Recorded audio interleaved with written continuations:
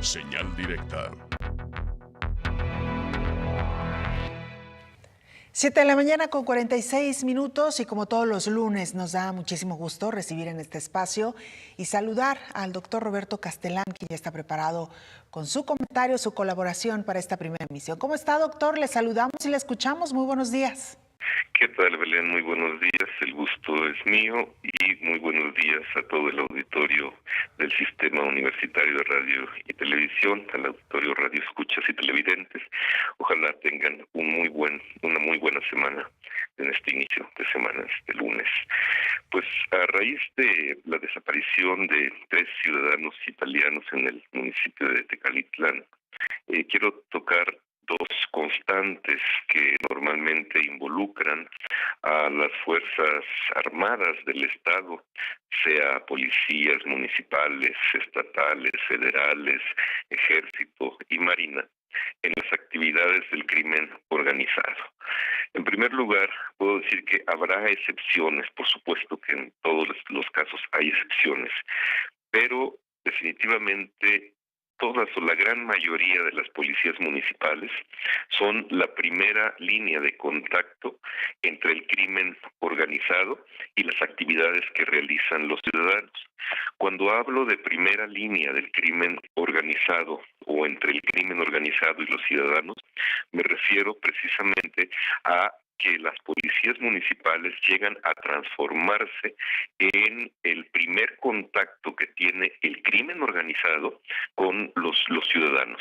Quiero decir, las policías municipales, el Estado armado, se convierte en un momento dado en determinada parte del ejercicio de su función como elementos del Estado al servicio de la seguridad de los ciudadanos, se convierten en una fuerza activa del crimen organizado.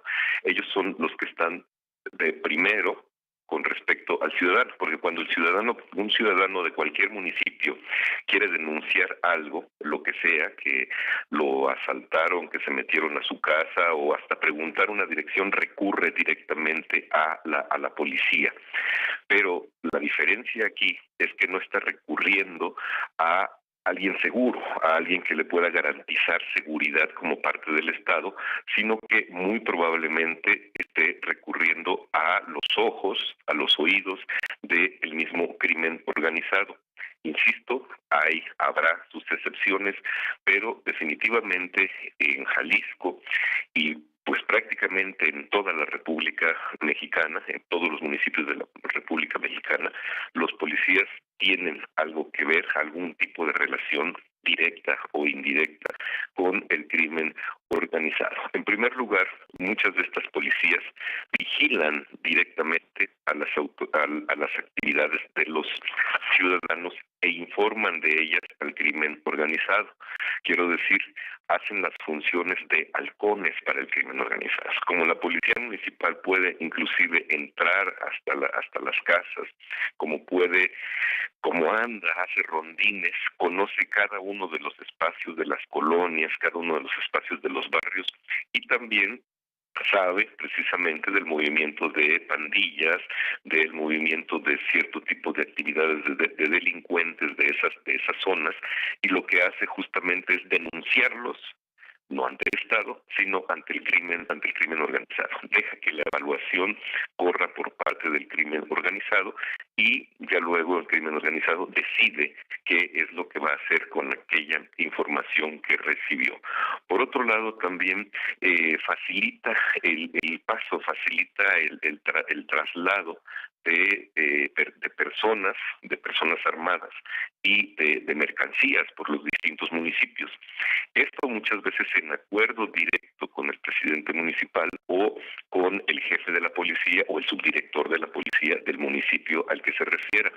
¿Cómo hacen esto? Pues sencillamente el crimen organizado lo primero que hace es presionar al presidente municipal. Normalmente esto se acepta porque lo argumentan los mismos policías, que la fuerza armada del crimen organizado es por mucho superior a la de los policías y que no quieren arriesgar a sus elementos.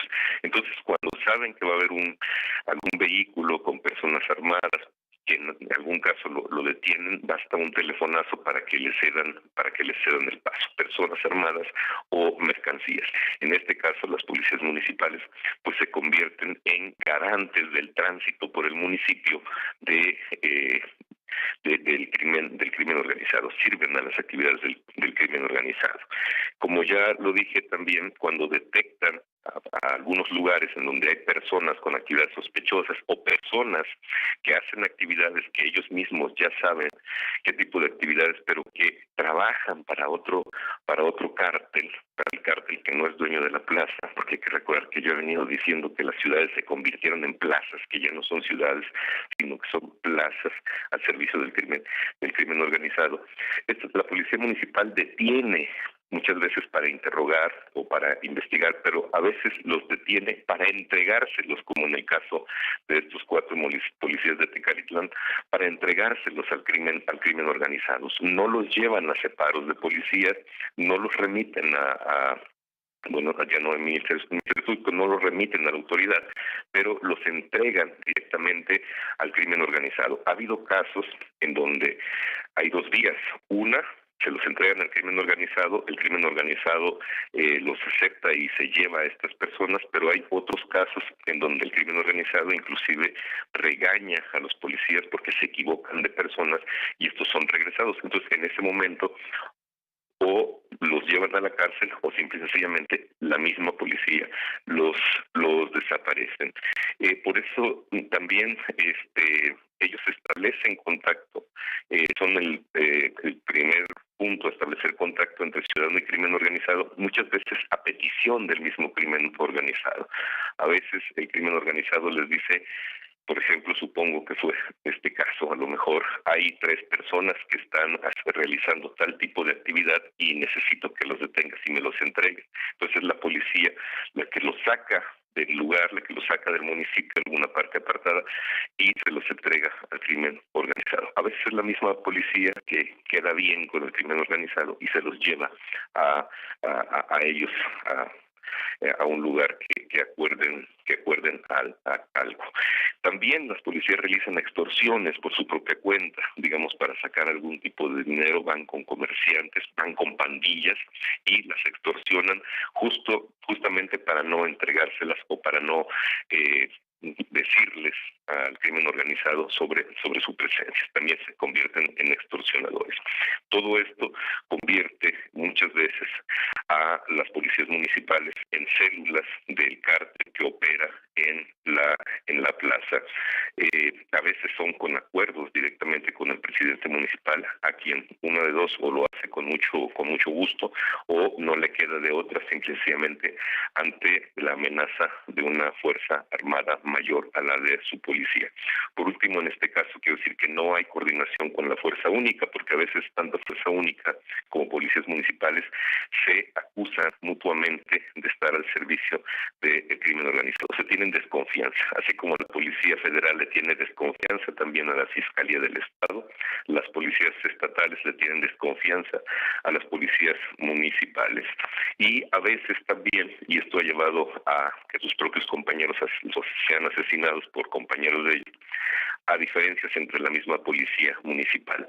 Algo que debe quedar muy claro también, de acuerdo a los testimonios de familias de desaparecidos, de estas desapariciones forzadas, es que el 90% en México las desapariciones son forzadas, es decir, intervienen fuerzas públicas del Estado. Es 90% de acuerdo a los testimonios de las familias de los desaparecidos.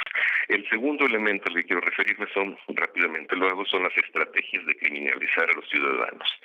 Siempre que hay casos de desapariciones, el ciudadano resulta sospechoso. Lo primero que saca la Fiscalía es que se trata de un ciudadano o de ciudadanos sospechosos. ¿Esto a qué nos lleva? Pues es una estrategia que tiene 2 objetivos. Primero, ocultar o atenuar la incapacidad del Estado para controlar al crimen organizado. O sea, no es nuestra culpa, es entre ellos, son la clásica, son asuntos entre ellos, los ciudadanos bien están bien, no hay ningún problema, entonces son asuntos entre ellos. Esa estrategia de criminalización pues es para ocultar la incapacidad o simplemente la complicidad del Estado con el crimen organizado. Y por otro lado también es una intención de orientar a la opinión pública para linchar a los ciudadanos, en este caso secuestrados, y evitar la denuncia y crítica de las fuerzas del Estado. O sea, en cuanto a la opinión pública sabe que las otras personas podrían pertenecer a otro cártel, a hacer actividades ilegales, a hacer actividades ilícitas, entonces la misma opinión pública se orienta hacia decir, bueno, eran delincuentes y también es entre ellos, es decir, es la misma estrategia del Estado para pues que esto no se investigue, porque justamente estas actitudes benefician, por supuesto, al crimen organizado. Estas actitudes de las fiscalías benefician al crimen organizado porque saben que no se va a investigar, saben que no se va a ir más allá, porque la varita mágica, es decir, es entre ellos, son sus asuntos, se están cobrando cosas que se debían. ¿Por qué se investiga con esto? Finalizó el caso de los italianos. ¿Por qué se está investigando con tanta celeridad el caso de los italianos? En primer lugar, porque hubo una denuncia directa y muy a tiempo de los familiares. Hubo una denuncia en donde se señaló inmediatamente a los policías. Y en segundo lugar, porque obviamente representa un problema internacional para México, cosa que no representan los miles y miles y miles de desaparecidos que hay en todo México, por los que no se ha actuado con la celeridad con la que se está haciendo ahora. Afortunadamente se está actuando con celeridad. Ese es mi comentario para el día de hoy.